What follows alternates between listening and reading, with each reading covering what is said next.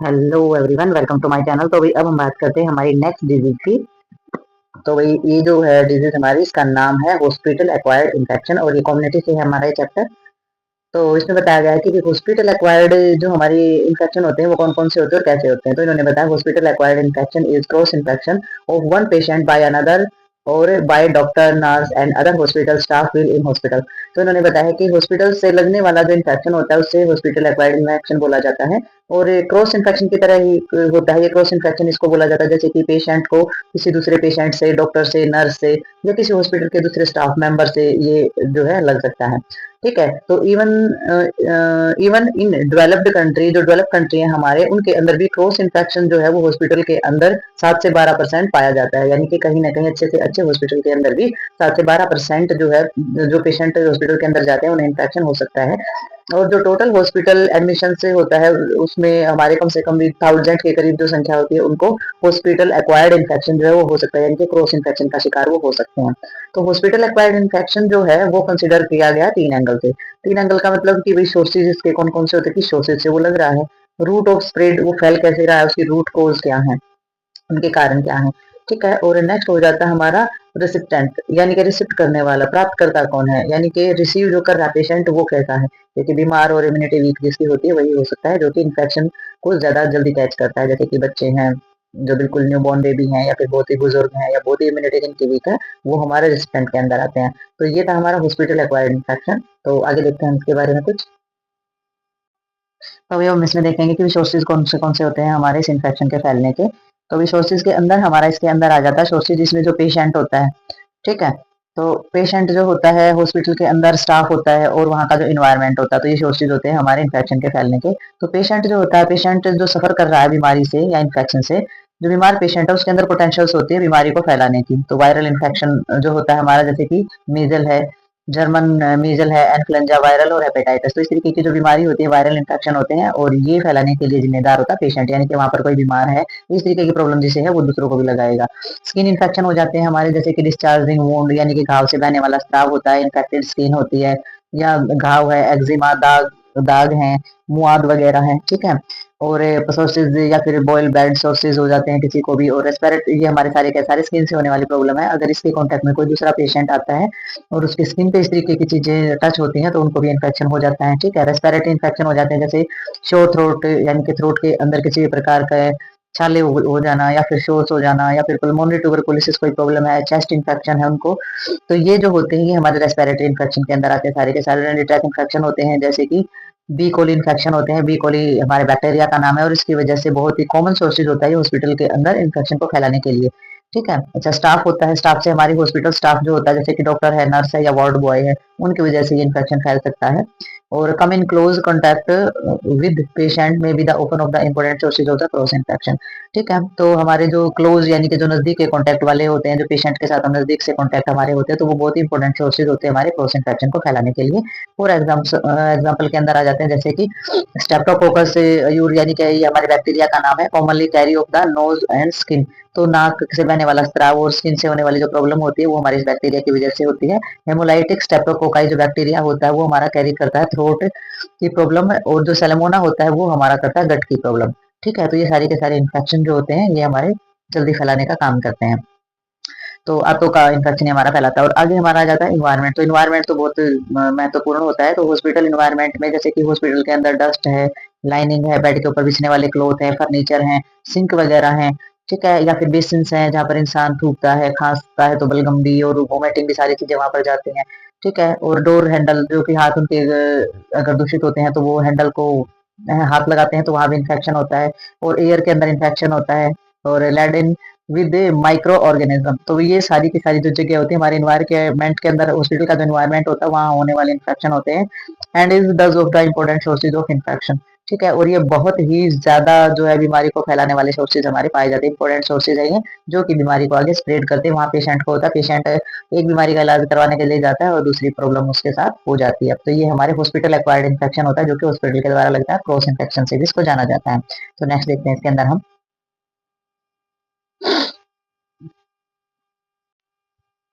तो वही एक होता है हमारा रूट्स ऑफ स्प्रेड।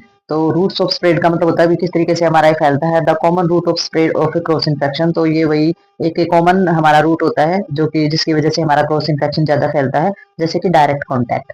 ठीक है, बिल्कुल सीधे कॉन्टैक्ट में अगर आप किसी के आते हो तो वो जो हमारा इन्फेक्शन होता है फैलना ही फैलना होता है। द ऑर्गेनिज्म में be the transfer directly from the, तो आगे देखेंगे कि जो ऑर्गेनिज्म होता है वो किस तरीके से डायरेक्ट दूसरे में ट्रांसफर हो जाता है। तो नेक्स्ट देखते हैं इसके अंदर हम।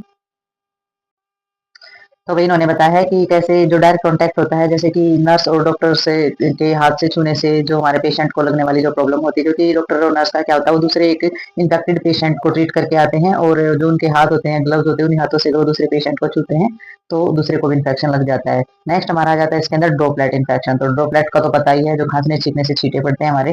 तो droplet release the nose nose और जो हमारा थ्रोट यानी कि गले में खांसने से और छींकने से ये प्रॉब्लम हमें हो सकती है।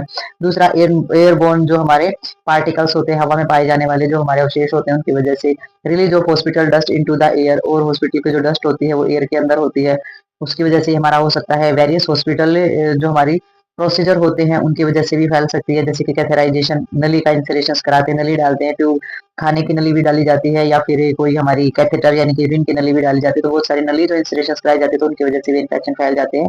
इंट्रावेनस जो प्रोसीजर होते हैं, वेन के अंदर, चाहे वेन के अंदर इंजेक्शन लगाया जाए, ड्रिप लगाई जाए, या फिर कोई ट्रांसफ्यूजन किया जाए, उनकी वजह से, उन प्रोसीजर की वजह से इन्फेक्शन हो सकता है। इन्फेक्टेड कैट गट्स, तो वही इसमें बताया गया है कि जो बिल्ली की जो आंत होती है उनकी वजह से भी, और जो हमारी ड्रेसिंग होती है, जो हमारी दवाइयाँ वगैरह जो ड्रेस की जाती है, तो आंत वगैरह अगर कट होती है तो मतलब कि जो इंटेस्टाइन्स की जो चीजें होती है उनकी प्रॉब्लम होती है ये। और ड्रेसिंग की अगर किसी को दवाइयाँ या पट्टियां वगैरह जो बदली जा रही हैं उनकी वजह से हो सकती है, क्योंकि उस पर हो सकता है मवाद या फिर इन्फेक्टेड चीजें लगी हो। स्पूटम कप जिसमें पेशेंट जो वोमिटिंग वगैरह करता है, या फिर बेड पांस जिसके अंदर स्टूल पास आउट करता है पेशेंट, और यूरिनल्स, ठीक है, जिसके अंदर यूरिन पास आउट करता है। तो ये जो चीजें होती हैं एक पेशेंट ने यूज कर रखी है, अगर वो अच्छे से क्लीन और स्टरलाइज नहीं हुई और दूसरे पेशेंट ने उनको यूज भी किया और हाथ भी लगाया तो वहां वो इन्फेक्शन उनको फैल सकता है। ठीक है, तो ये हमारा तीसरे में आ जाता है रिसिपेंट, तो भी रिसीव करने वाले यानी कि रिसीव करने वाले। इन्होंने बताया कि all patient hospital are potential से रिसिप्टेंस ऑफ क्रॉस इन्फेक्शन।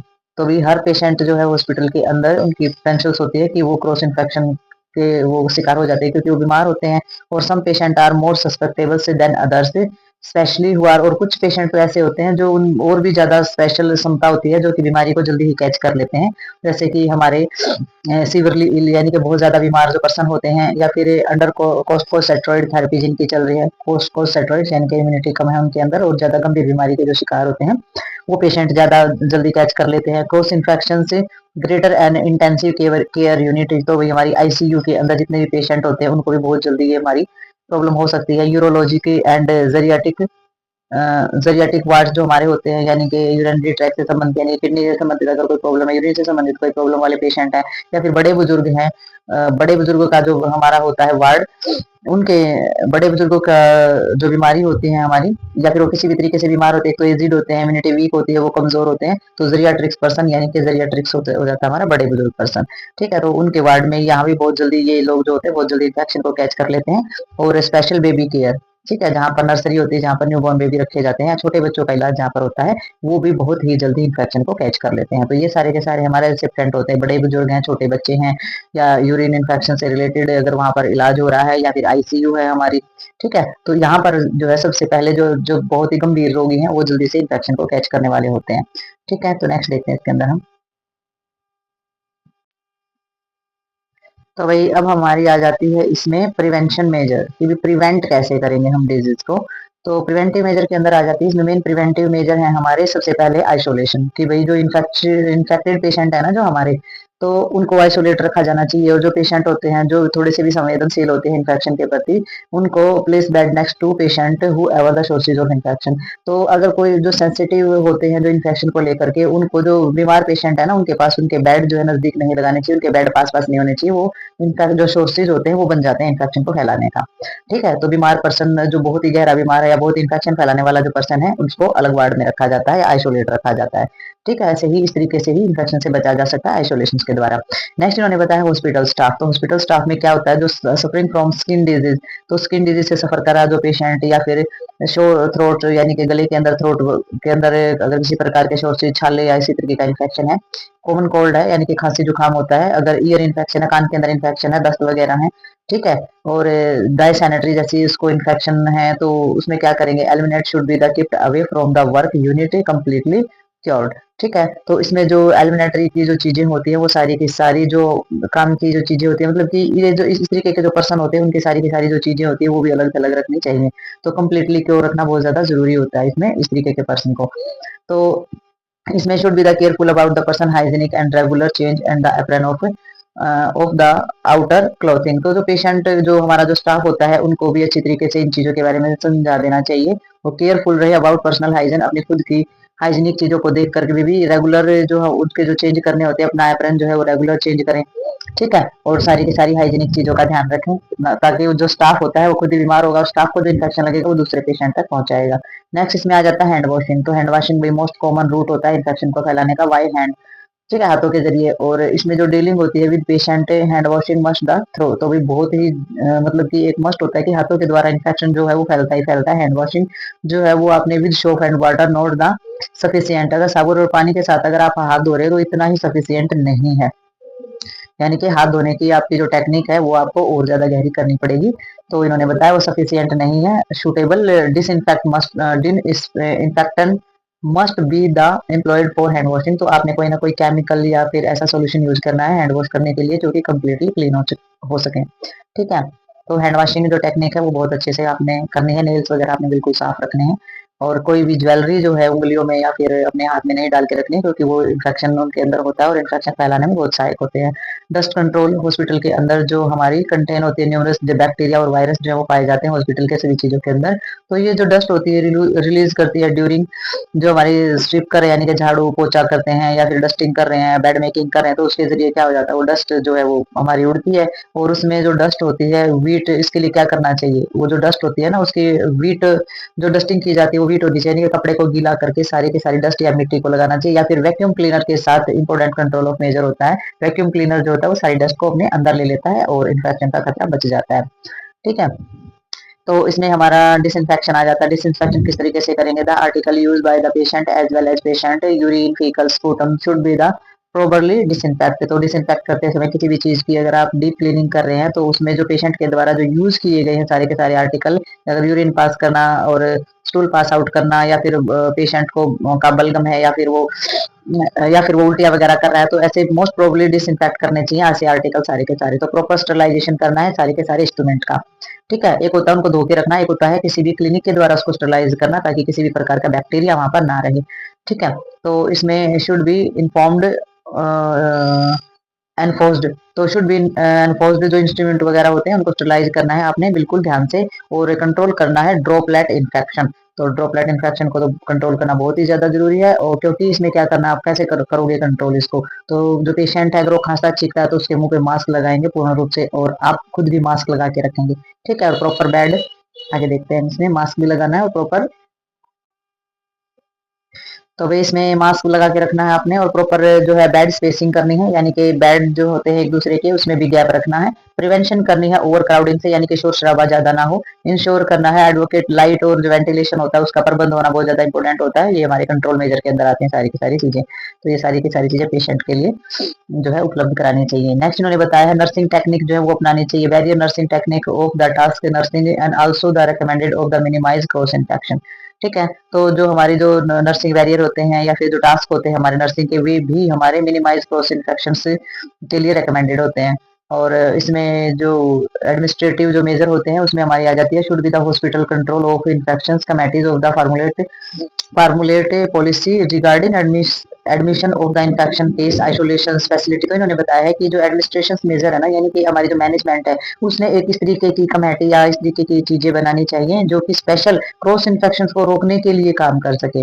ठीक है, इस तरीके की टेक्निक और इस तरीके की चीज़ें हमारी शुरुआत करनी चाहिए कि भई वो क्रॉस इन्फेक्शन जो है वो रुक सके, कि जैसे कि फैसिलिटीज़ जो होती है उनमें, या डिसइन्फेक्शन की जो चीज़ें होती हैं उनमें, जो प्रोसीजर होते हैं हमारे सारे के सारे उनमें, तो fact all the matters related to control of the hospital acquired infection. तो ये सारे के सारे जो मैटर होते हैं ये हमारे रिलेटेड होते हैं, जो कि हॉस्पिटल एक्वायर्ड इन्फेक्शन को कंट्रोल कर सकते हैं। ठीक है, सारी फैसिलिटी है, जैसे कि किसी भी तरीके की स्टाफ मेंबर की है या फिर कोई भी वाटर सप्लाई है, या पर वहां पर हाइजीनिक चीजें, वहां पर केमिकल डलवा के साफ सफाई करवाना, डिसइंफेक्शन करवाना, के जितने भी आर्टिकल और इंस्ट्रूमेंट हैं उनको डिसइंफेक्ट करवा के रखना, जितने भी प्रोसीजर है उनमें सारी की सारी हाइजीनिक प्रोसीजर होने चाहिए। और स्टाफ मेंबर का जो एप्रन डालना, मास्क लगाना, ग्लव्स डालना, तो ये सारी की सारी चीजें अगर बिल्कुल प्रॉपर रूप से की जाए, क्योंकि ये सारी की सारी जो चीजें होती हैं ये हमारे इन्फेक्शन को ज्यादा स्प्रेड करने का काम करती हैं, और हॉस्पिटल एक्वायर्ड इन्फेक्शन पर कंट्रोल किया जा सकता है। लेकिन उसके लिए क्या होगा, एक स्पेशल जो है कंट्रोल करने वाली इन्फेक्शन को कंट्रोल करने वाली एक कमेटी होनी चाहिए, कि वो स्पेशल इसी चीज पे काम करे कि भाई किसी को किसी के जरिए इन्फेक्शन ना लगे, इन्फेक्शन से बचाव हो सके। तो ये था हमारा हॉस्पिटल एक्वायर्ड इन्फेक्शन यानी कि क्रॉस इन्फेक्शन। तो ये हमारी डिजीज होती है यहीं पर खत्म। तो मिलते हैं नेक्स्ट डिजीज में और नेक्स्ट वीडियो के साथ। इस लेसन का ये हमारा लास्ट वीडियो थी। तो मिलते हैं अब नेक्स्ट लेसन में और नेक्स्ट वीडियो के साथ। तब तक के लिए बाय बाय।